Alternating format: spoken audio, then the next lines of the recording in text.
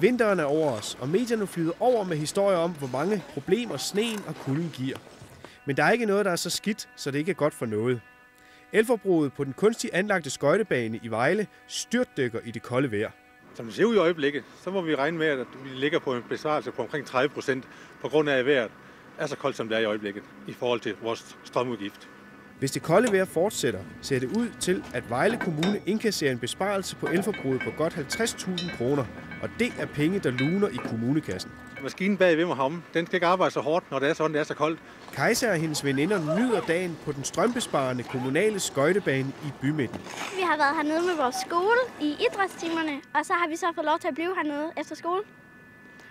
Jamen, er det sjovere at stå på skøjter, end at have idræt i gymnastiksalen? Ja, det er det helt klart. Ja, skøjtebanen har dagligt åbent til kl. 22, og har man ikke skøjter, så kan man leje dem på stedet.